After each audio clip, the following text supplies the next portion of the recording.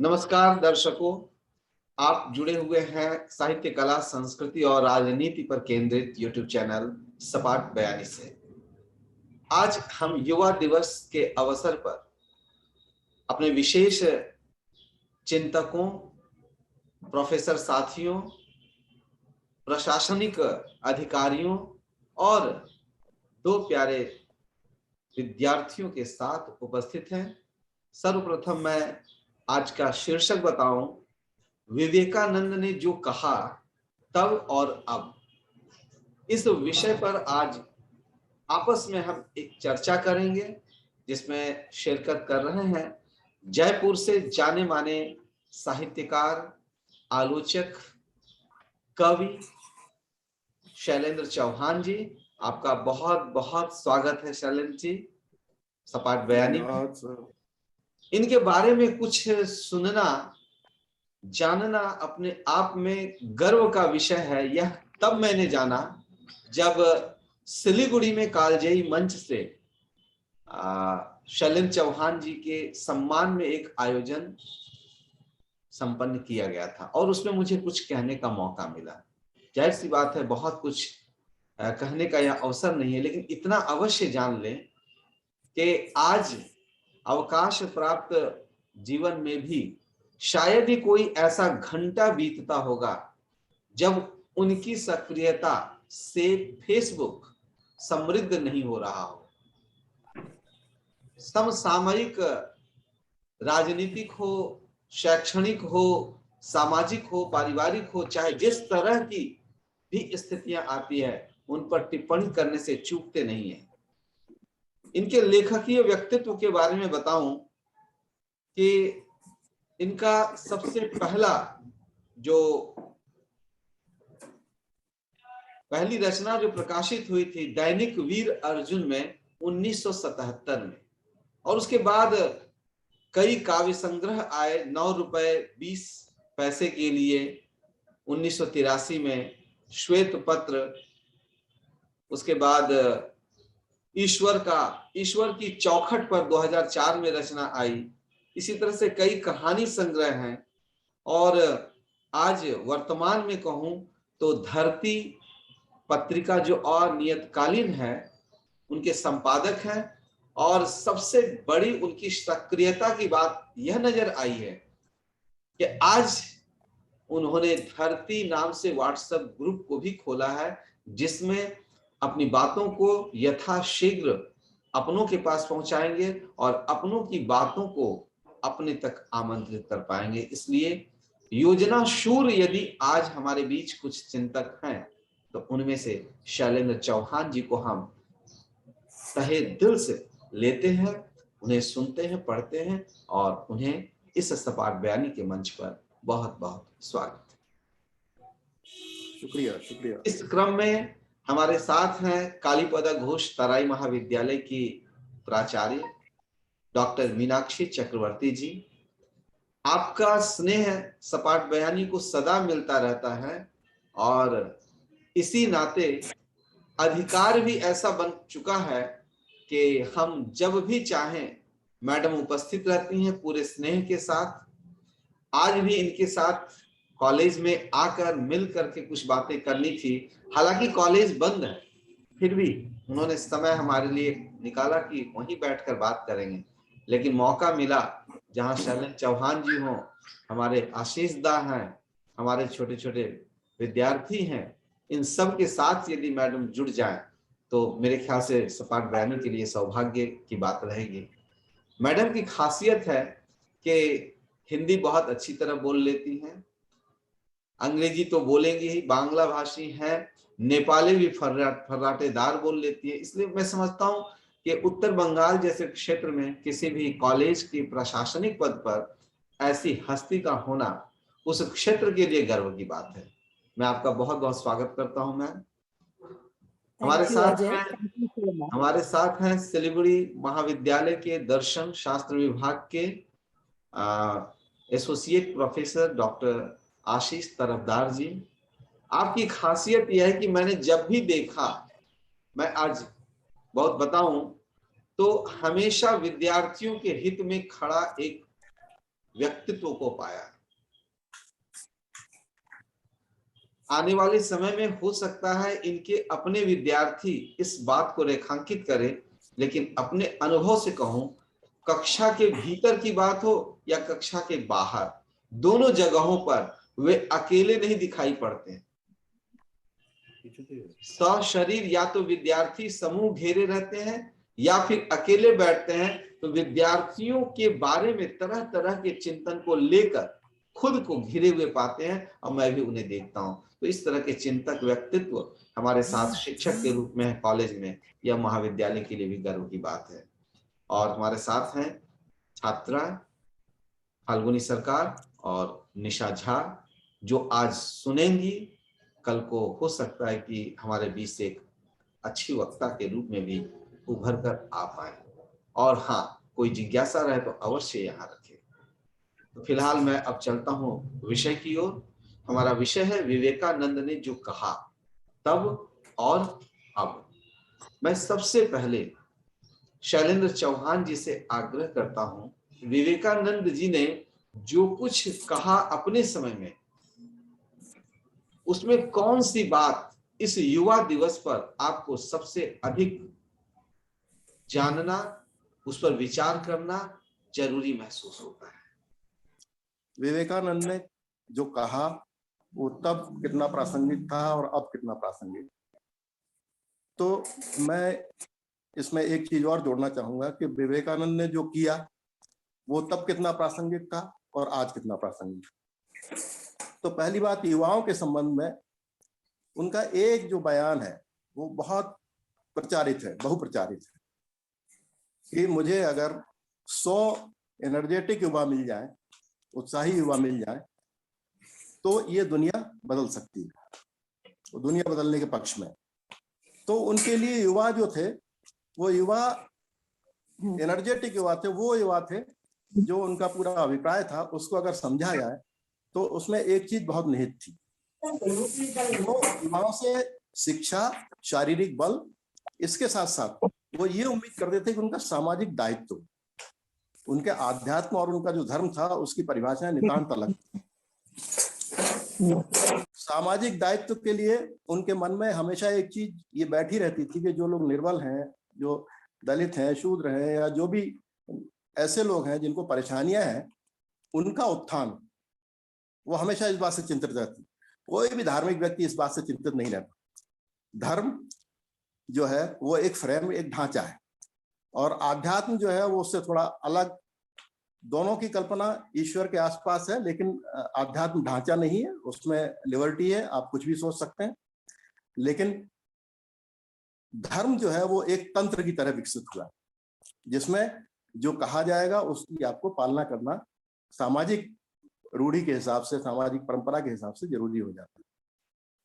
तो जो युवाओं के बारे में उन्होंने कहा कि 100 युवा अगर मुझे मिल जाए, वो पूरा देश बदल सकते हैं, दुनिया बदल सकते हैं, मतलब दुनिया में एक परिवर्तन ला सकते हैं। वो परिवर्तन कैसा होगा? सामाजिक परिवर्तन, जहां पर गरीबी नहीं होगी, जहां पर दमन नहीं होगा, जहां पर शोषण नहीं होगा, ऐसी दुनिया की वो कल्पना करते हैं। तो ये एक यूटोपिया थी, ये विवेकानंद ही कर सकते थे, और उसके लिए उन्होंने खुद प्रयास भी किए। एक जमाने में ऐसा आया कि उन्होंने एक आह्वान किया कि लोग जो हैं, अगर सशस्त्र क्रांति इस देश में ला सकें तो हमारी आजादी जो है मुकम्मल हो सकेगी। लेकिन फिर उन्होंने ये देखा कि ये शायद परिस्थितियों के अनुकूल नहीं है, इसलिए उन्होंने अपने विचार बदल भी दिए।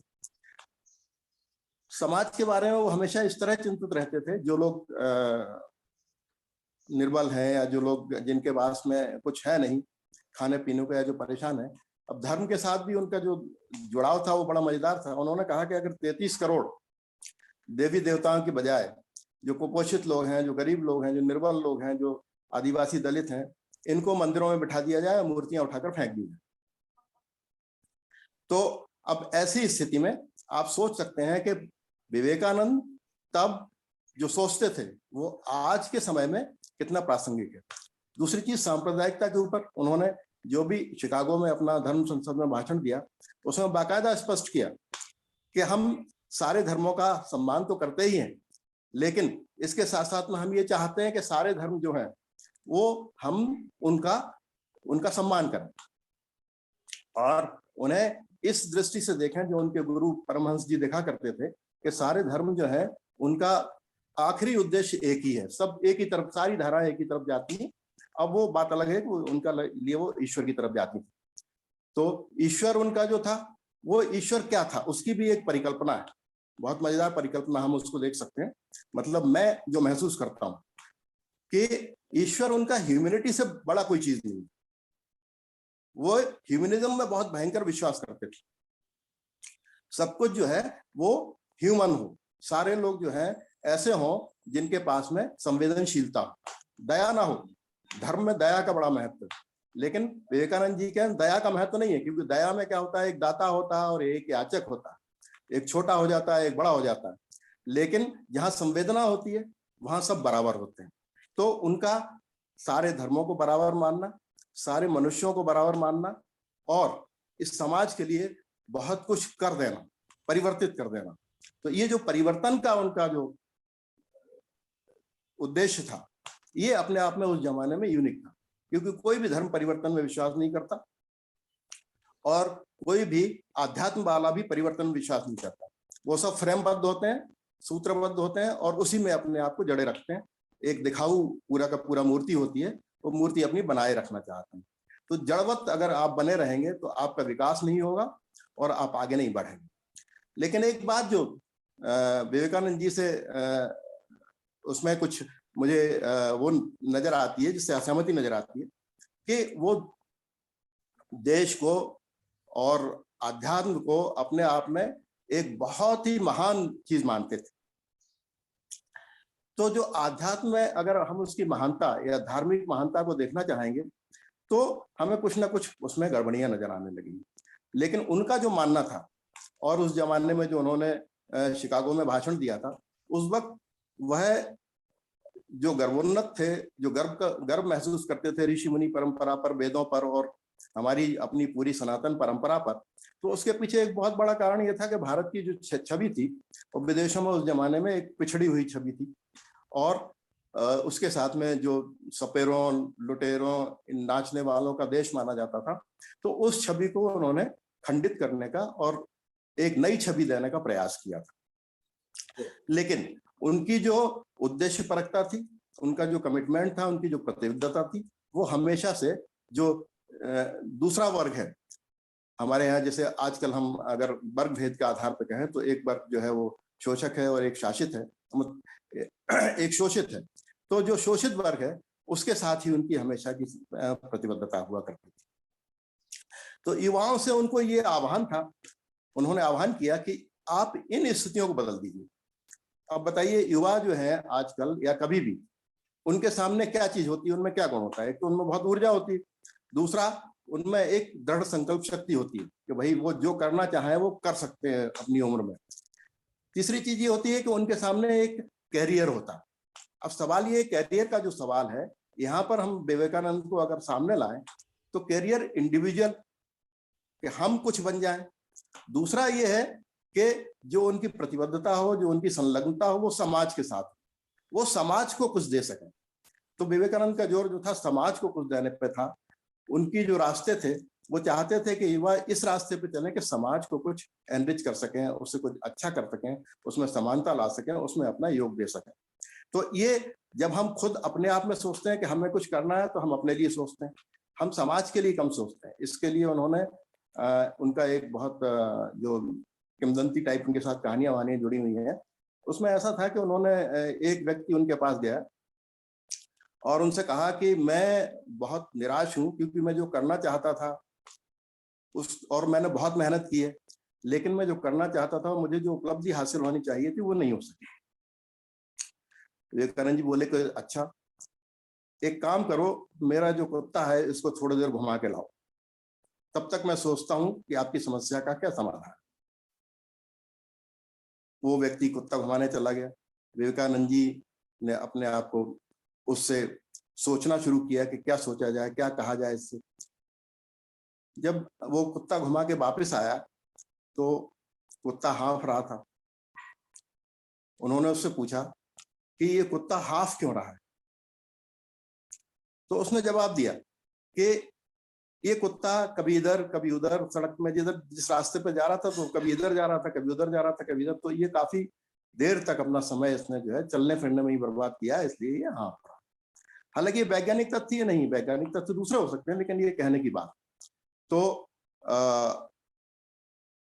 उसने उस आदमी से, विवेकानंद जी ने कहा कि तुम सीधे चल रहे थे, तुम नहीं हाँप रहे हो, और ये दाएं बाएं चल रहा था इसलिए हाँप रहा। इसका मतलब ये है कि लक्ष्य प्राप्ति के लिए सीधा चलना आवश्यक होता है। तुम दाएं बाएं घूम रहे हो इसलिए तुम्हारी उपलब्धि जो है वो कुछ नहीं। अब इसको इस बात से जोड़ दिया जाए कि हम बहुत दाएं बाएं चलने के आदी हैं, और वो इस लोभ और लालच में कि जो भौतिक वस्तुएं हैं, हालांकि मैं उसमें कोई बुराई नहीं समझता, उन्हें हासिल किया जाए और अपने आप को बेहतर बनाया जाए, अपना जीवन स्तर बेहतर बनाया जाए, लेकिन जीवन स्तर बेहतर बनाने के साथ साथ में अपनी जो सामाजिक प्रतिबद्धता है, सामाजिक दायित्व है, उसको भी समझा जाए। आपसे हमें इस आयोजन के सूत्र स्वरूप जो आयाम है वो हमें मिल गए हैं। अब उसको लेकर हम आगे डेवलप करेंगे। मसलन है 100 विद्यार्थी मिल जाए तो दुनिया बदल दे। अब हम लोग शिक्षक हैं, मैम शिक्षक है, यहाँ आशीष दा शिक्षक हैं, और यहाँ छात्र भी हैं। क्या हमें वैसे 100 विद्यार्थी भी मिल पाए हैं? मेरा कार्यकाल लगभग 21 वर्ष का रहा है। आशीष दा का कार्यकाल भी कम से कम 25 वर्ष का रहा होगा। मैम भी कम से कम विद्यार्थियों से जुड़ी हुई है तो लगभग 30 वर्ष, 27-28 से जुड़ी हैं। तो क्या एक भी विद्यार्थी इतने वर्षों में मिला जिससे देखकर हम कह सकते हैं कि हाँ, इस विद्यार्थी के बल पर हम दुनिया बदलने की बात तो दूर, अपने विभाग को ही कुछ भला पहुंचा पाए? यह हम शिक्षकों के लिए बात बनती है। इसके बाद बहुत सारी बातें आई जी। व्यक्तिवाद और कैरियरिज्म जो है, इसकी बड़ी चीज है कि उनकी शिक्षा जो है वो ये है कि भाई आप अपने आप को डेवलप करो, अपना कैरियर बनाओ। उनकी शिक्षा ये नहीं है कि आप समाज को बदलो। और दूसरी जो बात आपकी आई कि वह कुत्ता दाएं बाएं इधर उधर बेवजह जो भाग दौड़ में समय गंवाया और अपने लक्ष्य की दिशा में नहीं चला, इसलिए अपनी ऊर्जा को गंवा बैठा। हमारे युवा भी आज तो यही कर रहे हैं। उन्हें कैसे व्हाट्सएप और फेसबुक और जैसे संसाधनों की ओर भागने से हम उनकी लक्ष्य की ओर उन्हें एकाग्रचित होने का अवसर उपलब्ध करा पाए। ये सारी समस्याएं बहुत ही जरूरी है जिस पर बातें हम कर सकते हैं। मैं वही बताना चाहती हूँ, चौहान जी का जो हम लोग सुने और बहुत समृद्ध हुए, कि चौहान जी बता रहे थे कि हमको 100 स्टूडेंट्स मिल जाए तो हम दुनिया बदल देंगे। पर यहाँ पे हम जस्ट एक वर्ड ऐड करना चाहते हैं कि स्वामी विवेकानंद जी एक ही बात बार बार कहते थे कि चरित्र तो बहुत है, पर जैसा चरित्र गठन के बारे में, character building was his main aim in life। वो चरित्र गठन उन्होंने उस पर बहुत ही जोर दिए थे, और आज भी हम सोचते हैं बहुत ही रेलेवेंट है ये शब्द कि चरित्र तो बहुत है, पर चरित्र गठन करना, सभी का चरित्र गठन करना ही हम लोगों का एम होना चाहिए। और हम शिक्षक भी यही खोजते हैं कि हम कैसे थोड़ा भी परिवर्तन लाएं। जैसे उन्होंने बताया कि समाज का परिवर्तन तभी होगा, क्योंकि स्वामी विवेकानंद, जैसे हम बता रहे थे कि from very small we would hear this word, my mother saying, where are you looking for God? God is everywhere.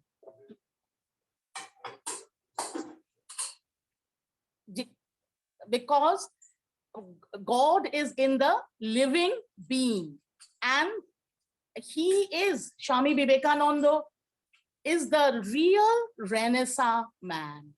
He is the Renaissance man। नवजागरण का जो एक प्रतीक है विवेकानंद जी, बस वही है।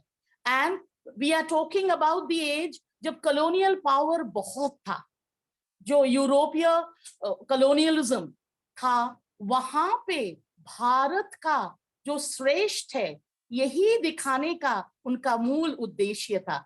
और आज भी हम सोचते हैं कि हम भारतीयता और ये सब जो सबसे अच्छा है, यही स्वामी विवेकानंद जी दिखाना चाहते थे पूरे विश्व को, और उन्होंने ये कर पाए थे क्योंकि हम बोले अजय के बारे में, जो हम बोले उनका जो एक जुनून है, उनका जो एक पैशन है, वो स्पिरिट है, ये बहुत इन्फेक्शियस है। स्वामी विवेकानंद जी भी बहुत ही, he was passionate about spreading the Indian ethos in throughout the world, and he managed to do it very, very well. And if we really believe that we want to do something, we want to learn about India, जैसे रविंद्रनाथ ठाकुर बताए थे कि तुमको भारत के बारे जानना है तो फिर तुम विवेकानंद जी का किताब पढ़ो, विवेकानंद जी को जानो, क्योंकि Bharat and Vivekanand ji is synonymous to each other. That Bharat and भारतीयता को विश्व के दरबार में पहुंचाने वाले one of the pioneers was Swami Vivekananda ji. और सब हम लोग सभी को उन्हीं, लेकिन we have to follow his footprints, और तभी हम लोग उन लोगों को बता सकेंगे कि हम लोग क्या है, उन लोगों से हम लोग कैसे अलग है। पर one thing about Vivekananda ji हम बोलना ही चाहेंगे कि in his nationalism also there was internationalism, क्योंकि उन्होंने ऐसे कभी भी ये संकीर्णता के बारे में नहीं बताया कि हमारा जो है सिर्फ वही अच्छा है, सभी का जो अच्छा है वो लेने के लिए उन्होंने बोले थे। और इसीलिए we can follow his footsteps if we take a resolution today with our students that we will remember what he has said when he said that arise, awake and stop not till the goal is reached. ये उपनिषद से है, कठोपनिषद से है, पर उन्होंने थोड़ा उसको modification करके बताए थे कि arise and awake and stop not till the goal is reached. धन्यवाद मैडम। हमने कई संदर्भों को सिर्फ जाना ही नहीं बल्कि इस संवाद को आगे बढ़ाने का सूत्र भी प्राप्त किया। आज हम कुछ अच्छी बातें, कुछ गर्व की बातें और कुछ विचारणीय पहलुओं को भी सामने लाने की कोशिश करेंगे। जैसा कि अभी मैम ने कहा कि यह कठोपनिषद में लिखा हुआ है, और कठोपनिषद का लिखा हुआ विवेकानंद जी ने युवा के लिए एक सबसे महत्वपूर्ण संदेश बनाया, तो फिर इसमें विवेकानंद जी का क्या योगदान रहा?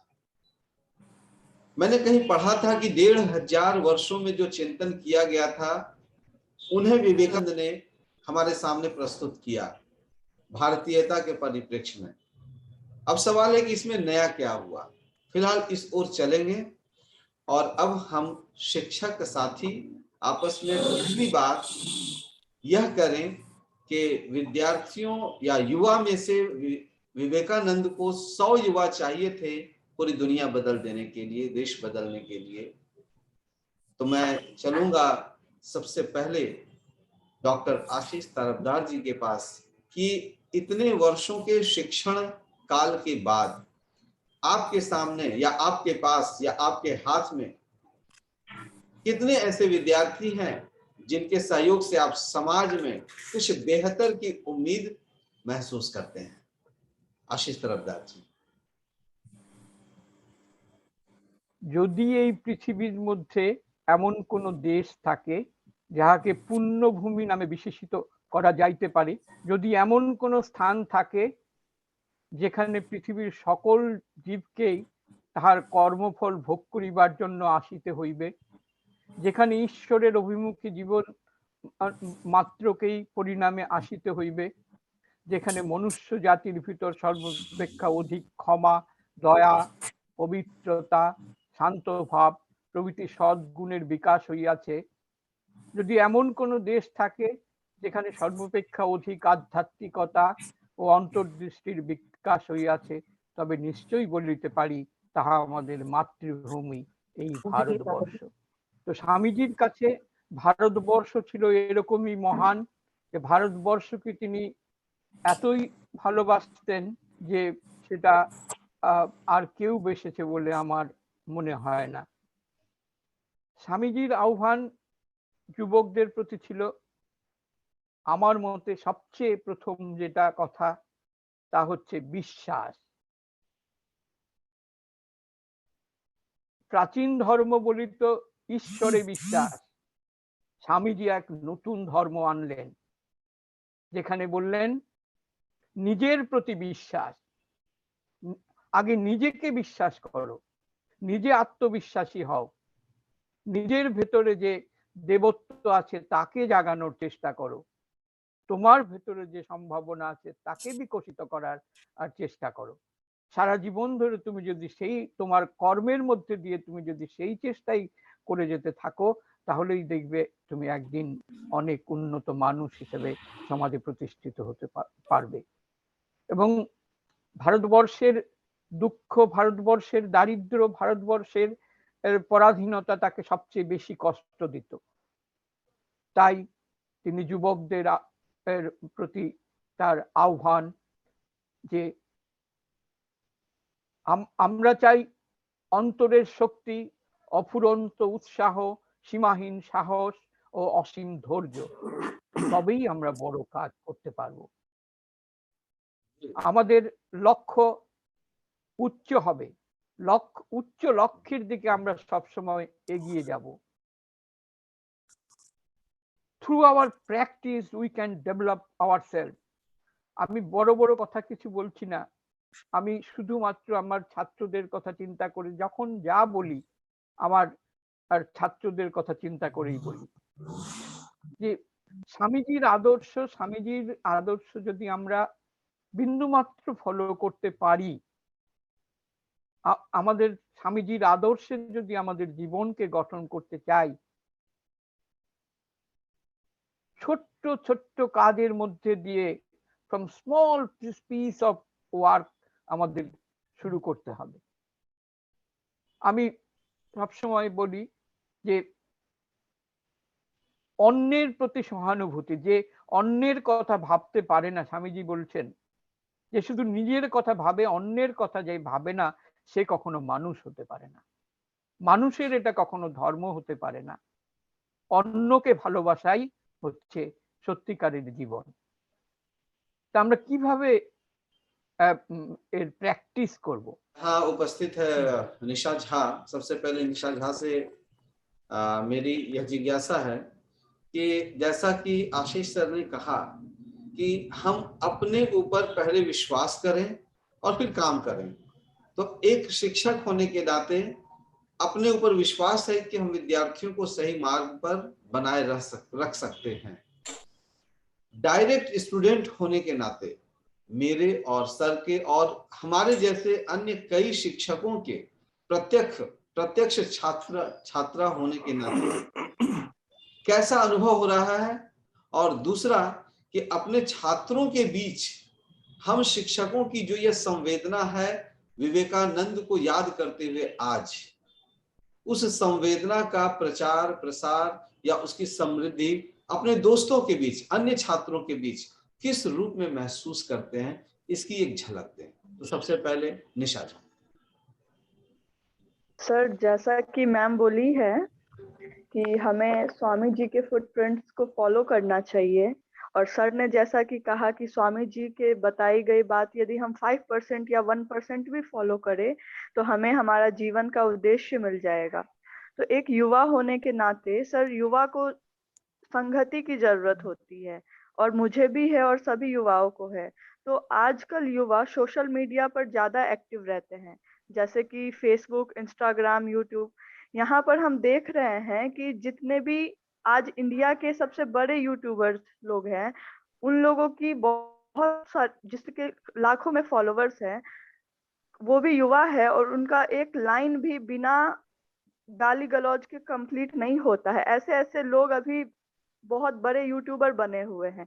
और वहीं जहां शिक्षा की बात की जाती है, संस्कृति की बात की जाती है, हमारे महान भारतवर्ष के स्वर्णिम इतिहास की बात की जाती है, उस चैनल्स पर कोई व्यूज नहीं है, कोई सब्सक्राइबर्स नहीं है। तो युवा अभी इस ओर ज्यादा आकर्षित हो रहे हैं सर। तो यदि स्वामी जी एक आध्यात्मिक एक सन्यासी थे और उन्होंने अपने बहुत कम उम्र में इस दिशा में गए। आज यदि किसी युवा को आध्यात्म के बारे में बताया जाए तो वो बोर हो जाते हैं। यदि मैं अपने साथियों को कहती हूँ हमें इस और मेडिटेशन करना चाहिए, राजयोग करना चाहिए, तो वो मुझे कहती है कि तुम क्या बोल रही हो ये सब। सर, आज युवा इस सब से भाग रहे हैं और यही कारण है कि रिसर्च में ये आया है कि आज हर 100 मिनट के अंदर एक युवा डिप्रेशन के कारण सुसाइड कर रहा है। युवाओं के बीच सबसे अधिक मरने की जो एक तीसरी सबसे बड़ी वजह है वो सुसाइड बन गई है। ठीक है सर विवेक, और मैं अब छात्रा फाल्गुनी सरकार की ओर बढ़ रहा हूं कि हम बड़ों ने विवेकानंद को याद करते हुए जो बातें रखी, उस बीच युवा यदि छात्र भी हैं तो उन छात्रों की दिशा क्या है आज, उस पर 2 शब्द रखें। जी सर, नमस्ते सर। जैसे मैंने सुना, जैसे आशीष सर ने भी कहा, अगर हम विवेकानंद के 5% भी किसी बात को मान ले या 5 आगे बढ़ सकते हैं। ये चौहान सर ने एक बात रखी कि जैसे विवेकानंद के समय में युवा होने की समय सीमा अलग थी और आज के दौर में शायद अलग है। चौहान सर ने कहा कि विवेकानंद जी ने कहा 33 करोड़ देवी देवता को हटा दो, वहां पर आदिवासी की हम पूजा क्यों ना करें। पर आज के दौर में देख रहे हैं युवाओं के बीच में भी धर्म के नाम पर दोस्ती या कॉलेज में कहीं पर भी धर्म के नाम पर सांप्रदायिकता फैली हुई है। अभी हाल ही में बहुत सारे विज्ञापन भी बैन कर दिए गए धर्म के नाम पर। और मैम ने जैसे एक बात रखी थी, बीइंग ह्यूमन, हर जगह इंसान है, हर प्राणी में है, पर ये बात आज के दौर में नहीं मिलती है। हम विवेकानंद को तो फॉलो कर रहे हैं, पर विवेकानंद जयंती को मना रहे, पर उनकी बातों को शायद आज के दौर में फॉलो नहीं किया जा रहा है। एक उदाहरण रखते हुए मैं आगे बढ़ूंगा और मैं चलूंगा सबसे पहले शैलेंद्र चौहान जी की तरफ। विवेकानंद ने कहा कि शिक्षा कोई जानकारियों का बंडल नहीं जो दिमाग में रख दिया जाए और जिंदगी भर परेशान करते रहे। हमें तो ऐसे विचारों को संजोना है जो समाज निर्माण, व्यक्ति निर्माण, चरित्र निर्माण करे। तो यहाँ तो जानकारियों का बंडल नहीं है शिक्षा। आप वर्तमान शिक्षा प्रणाली में शिक्षा के कौन से स्वरूप को देख पा रहे हैं चौहान जी? असल में क्या है कि शिक्षा आजकल जानकारियों का ही बंडल है ना। इंफॉर्मेशन ही इंफॉर्मेशन हमारे पास है। खासतौर से जब से ये डिजिटल मीडिया आया है, सोशल मीडिया आया है, तब से हमारे पास में बहुत ज्यादा इंफॉर्मेशन है और वो सारी इंफॉर्मेशन बहुत रेलेवेंट भी है। बहुत सारी उसमें से रेलेवेंट, उसमें से जो काम की है, सार्थक है, वो बहुत कम है। तो सिर्फ जानकारी लेने से क्या होगा? एक पहले जो कहावत थी ना कि भाई सुनना और उसके बाद में गुनना, मतलब उसकी जो है ऑब्जेक्टिव एनालिसिस। तो जब तक हम उसकी ऑब्जेक्टिव एनालिसिस ना करें, हमारे पास इतना वो भी नहीं है, मतलब मादा भी नहीं है कि हम हर एक के पास के उसकी ऑब्जेक्टिव एनालिसिस कर सके। तो पहले उसमें से छांटना, फिर उसमें से क्या है कि सही क्या है, गलत क्या है, ये छांटना, निर्चिर विवेक। तो ये जो इंफॉर्मेशन है, शिक्षा के साथ भी ये सारी चीजें समाहित होती चली आ रही। मतलब शिक्षा में आपको कोई एक पाठ पढ़ा दिया गया, विवेकानंद जी के ऊपर ही मान लो एक पाठ पढ़ा गया, उनकी जीवनी पढ़ा दी गई, उनके कुछ आदर्श पढ़ा दिए गए। तो निश्चित रूप से जैसा मैडम ने कहा और हमारे तरफदार साहब ने कहा कि वो हम ग्रहण कैसे करें, उसको हम ग्रहण नहीं करते, उसको हम एक रूटीन की तरह उसको पढ़ लेते हैं और पढ़ने के बाद उसको भूल जाते हैं। तो ये सारी जो शिक्षा है, इसको हमें एक इस तरीके की सामाजिक शिक्षा के रूप में कि आदमी का सामाजिक दायित्व क्या है, सामाजिक उसकी रूपरेखा क्या है, और वो उसमें किस तरीके से बेटरमेंट के लिए, मतलब समाज के बेटरमेंट के लिए, अपने बेटरमेंट की सारी पढ़ाइयां यहाँ अपने बेटरमेंट की हैं। आपकी नौकरी लग जाए, आप पढ़ जाए, आप पास हो जाए, आप नौकरी लग जाए। एक शायर थे, उनका एक शेर था बड़ा अच्छा, जो मैं शेर नहीं याद कर पा रहा हूँ, मगर उसका तात्पर्य ये था कि पढ़ लिए, नौकरी लग गई, पेंशन पा लिए और ऊपर चले गए।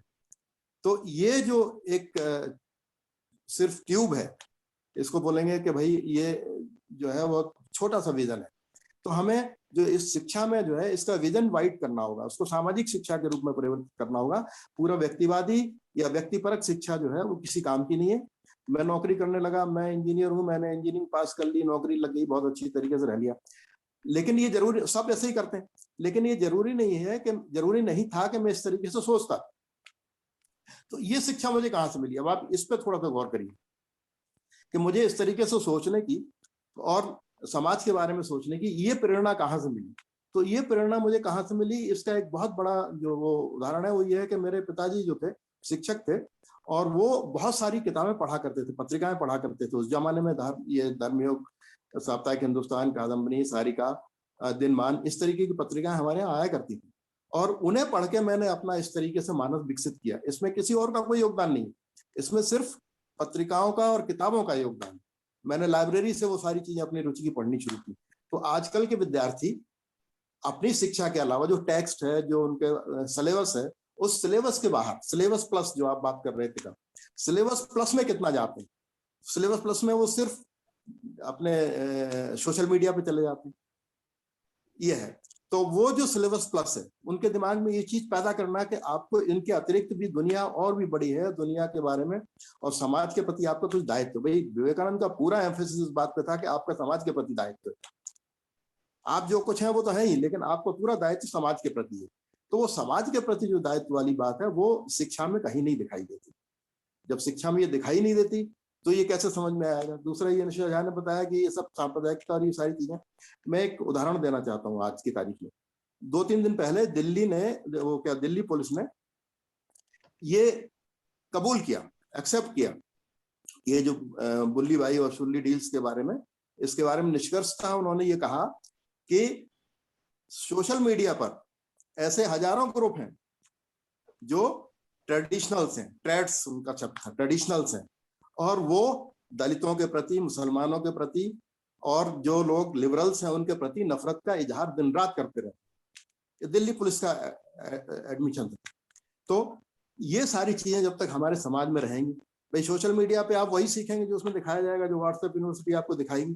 तो हमें इसमें इंटरफेयर करना चाहिए, आज के युवा को भी करना चाहिए। वो अपने तरीके से यूट्यूब बनाए, वो यूट्यूबर बने, वो अपने तरीके से सोशल मीडिया पे बात करें, इन सब चीजों का प्रतिवाद करें और प्रतिवाद गाली गलौज में ना करें जैसा कि हो रहा है, क्योंकि वो ट्रोल्स जो है वो एक मतलब पर्टिकुलर राजनीति के तहत चलाए जा रहे हैं। हम उससे दूर रहें, लेकिन हम अपनी बात सफाई से रखें, जो लोगों को समझ में आ जाए, तो ये बड़े काम की बात होगी। मैं सबसे पहले आशीष तरफदार सर की ओर बढ़ रहा हूं और ये जानना चाहूंगा कि विवेकानंद ने अपने समय में हिंदुत्व की जो अवधारणा रखी, उसका आज क्या रूप है हमारे सामने?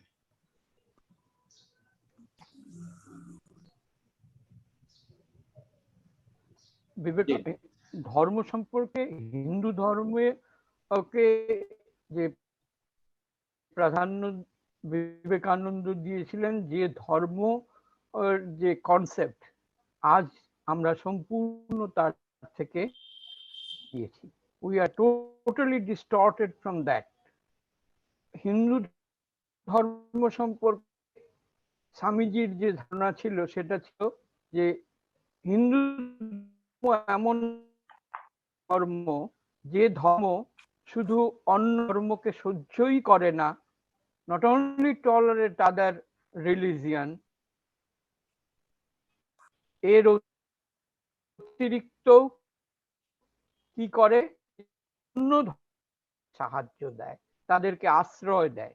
তো হিন্দু ধর্ম হচ্ছে সব ধর্মের পীড়িতদের আশ্রয়ের জায়গা। আর আমরা আজকে এই কনসেপ্ট থেকে সম্পূর্ণভাবে বিচ্যুত হয়ে গেছি। আমরা we feel proud that we are Hindu, but not in present distorted form. যে হিন্দু ধর্ম অন্য ধর্মকে হিংসা করতে শেখায়, অন্য ধর্মকে পৃথক করতে শেখায়, সেই ধর্ম কখনো হিন্দু ধর্ম হতে পারে না। धन्यवाद आशीष दा। मैं पुनः चौहान जी के पास चल रहा हूं। आपकी नजर में विवेकानंद के बताए गए हिंदुत्व की आज वर्तमान दिशा क्या है? इसमें मैं फिर से जो है शिकागो की बात करूंगा। शिकागो में उन्होंने ये कहा था कि अभी तक जो धर्म के नाम पर, धर्म सत्ता के नाम पर, धर्मांधता के नाम पर और जो शासन चल रहे हैं, जो वंशानुगत शासन चल रहे हैं और वही क्रूरता कर रहे हैं, ये सारी चीजें बहुत हो चुकी हैं। हमें इससे आगे बढ़ना है और इससे आगे बढ़ने के लिए हमें इन सबको मिटा देना। तो विवेकानंद जी के विचार बहुत विद्रोही किस्म के विचार थे। ऐसा नहीं है कि वो धर्म को एज इट इज हिंदुत्व को मान लेते थे, उन्होंने हिंदुत्व का अतिक्रमण किया, एक तरीके से ये कहा जाए। उन्होंने उसको जो आपका थॉट्स हैं, उस तरीके के जो पाखंड है, जो परंपरा है, जो इस तरीके की रूढ़ी है, उस रूढ़ी से आगे बढ़ के हिंदुत्व को लाने की बात की। अब ये बात अलग है कि हिंदुत्व को उस तरीके से परिभाषित नहीं किया जा सकता। उनका हिंदुत्व, मैंने पहले बताया, उनका ईश्वर, उनका हिंदुत्व ह्यूमनिज्म था। मानवीयता से आगे वो कोई चीज सोचते ही नहीं थे, ना उसको डिफाइन करते थे। अब देखिए कि हर व्यवहार में वो सिर्फ मानवीयता की बात करते हैं, चाहे वो दलित हो, है ना, चाहे पिछड़े हुए हों, चाहे गरीब हों, चाहे कुपोषित लोग हों, वो सिर्फ उनके ऊपर, मैंने कहा ना कि दया की बात नहीं करते, वो उनको समता की बात करते हैं कि ये जो है हमारे समकक्ष होने चाहिए, ये देवताओं के समकक्ष होने चाहिए। तो उनका धर्म जो था वो ब्रॉडर कंसेप्ट में एक बहुत बड़ा ये समता वाला धर्म था, समता मूलक धर्म था कि सब लोग समान होने चाहिए। ये उसके पीछे खास वो समझ थी। जी धन्यवाद। और अब मैं पुनः चलूंगा आशीष तरफदार जी की ओर। सर, आपसे यह जिज्ञासा है कि आज युवा शक्ति का सबसे अधिक इस्तेमाल यदि कोई करना चाहता है तो वह शिक्षण संस्थान हो या धार्मिक स्थल हो या राजनीतिक दल हो, संगठन हो, इन जगहों पर युवा के महत्व को हम भली भांति समझते, महसूस करते और व्यवहार में उतारते हुए भी देखते हैं। पिछले वर्ष की बात है, प्रधानमंत्री ने यह घोषणा की और यह उम्मीद जताई युवा समाज से कि यदि देश के विकास को संभव बनाना है तो परिवारवाद के विरुद्ध युवा वर्ग को खड़ा होना चाहिए।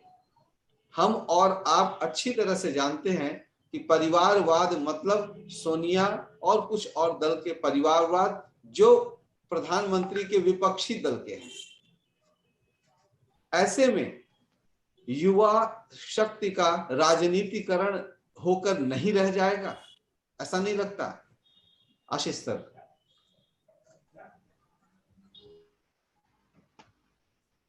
আমি অজয় স্যারের কথা ধরেই বলছি যে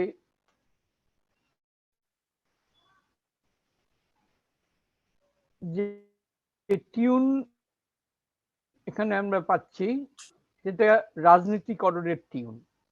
যুবা শক্তি তার নিরপেক্ষতা বজায় রাখবে এবং স্বামীজি যুবকদের আহ্বান করেছেন এই চিন্তা করে যে তাদের মধ্যে যে উদ্যম, তাদের মধ্যে যে সাহস, তাদের যে কর্ম করার ক্ষমতা, সেই কর্ম করার ক্ষমতাটাকে দেশের স্বার্থে, কোনো ব্যক্তি স্বার্থে নয়, দেশের স্বার্থে দরিদ্র, নিপীড়িত, মুচি, ম্যাথর, অজ্ঞ এদেরকে ওপরে নিয়ে যাওয়ার জন্য করতে হবে। প্রিভিলেজড ক্লাস যারা, তাদের জন্য যদি একজন শিক্ষকের দরকার হয়, স্বামীজি বলেছেন যারা পিছিয়ে আছে, শূদ্র, তাদের জন্য 4-10 জন শিক্ষকের প্রয়োজন আছে। তো মানসিকতাটা এরকম হওয়ার দরকার। এখানে পরিবারতন্ত্রের কোনো কথাই আসতে পারে না। এটা সম্পূর্ণ রাজনৈতিক অভিসন্ধি নিয়ে করা মন্তব্য। देश आगे, परिवार परे। आशीष दा, फिर सबाई जाने। फिलहाल मैं चौहान जी के पास चल रहा हूँ, शालिन चौहान जी के पास। आपसे ही मेरी जिज्ञासा है कि यह जो बयान पिछले वर्ष ही रहा प्रधानमंत्री नरेंद्र मोदी का, इस पर आपकी टिप्पणी क्या है? ये एक्चुअली बहुत क्या कहना चाहिए कि उसके लिए मंतव्य प्रेरित बयान है जो फौरी राजनीति में उनके लिए सहायक हो सकता है। असल में ये बड़ी संकीर्ण सोच भी हो सकती है। परिवार से ताल्लुक यहाँ पे आज के समय में लोकतंत्र में क्या है? सोनिया और राहुल और राजीव गांधी के बीच में अगर कहीं कुछ है तो वो परिवार ही है या कुछ और भी है? तो हम ये देखें, पूरी राजनीति को अगर संदर्भ लें तो कुछ ही लोग हैं जो राजनीति में सक्रिय हैं और आज की तारीख में बहुत अच्छी तरह जानते हैं कि वो बहुत, उनके पास में पूरा बाहुबल है, धनबल है और पूरा का पूरा अपराध बल जो भी है वो सारी की सारी चीजें उन्हीं के पास केंद्रित है। तो ये सारी चीजें एक ये परिवार हो गया। दरअसल एक जो वर्ग है ना, ये छोटा सा बहुत छोटा वर्ग है जो राजनीति सत्ता वर्ग है, ये सत्ता वर्ग अपने आप में एक परिवार है। तो इसे ही क्यों चलने दिया जाए भाई? उसमें दूसरे लोग जो है वो इनके सामने क्यों नहीं आ सकते? जो गरीब लोग हैं, विपन्न लोग हैं, जो समझदार लोग हैं, बुद्धिजीवी लोग हैं, उनको सत्ता में आना चाहिए। तो ये जो परिवार है, इस परिवार का महत्व बहुत ज्यादा है इस मामले में, क्योंकि यही हमारे ऊपर शासन कर रहा है और यही हमारी सारी जो सोच है उसको नियंत्रित कर रहा है। तो राजीव गांधी का, सोनिया गांधी का और राहुल गांधी का परिवार बहुत छोटी चीज है, उसका कोई बहुत महत्व नहीं है, क्योंकि राजनीति में ऐसे बहुत सारे परिवार हैं। खुद मोदी जी जो है वो अपने आप में एक बड़ा परिवार है भाई। उनके गृह मंत्री एक परिवार हैं, उनके गृह मंत्री के बेटे एक परिवार हैं और पता नहीं कितने कितने परिवार हैं। तो ये सारे परिवार जो है पैसे वालों के परिवार हैं, पूंजीवादी सोच के परिवार हैं और शोषक परिवार हैं एक तरीके से। तो सत्ता में शोषण का एक बहुत बड़ा महत्व है। तो अदरवाइज तो हमारे यहाँ समानता आ गई होती। तो इनके इन वक्तव्यों का कोई बहुत खास महत्व नहीं है। ये तो अपनी राजनीति की सुविधानुसार ये सारे वक्तव्य दिया करते हैं, इससे उसका परिवारवाद का कोई लेना देना है नहीं।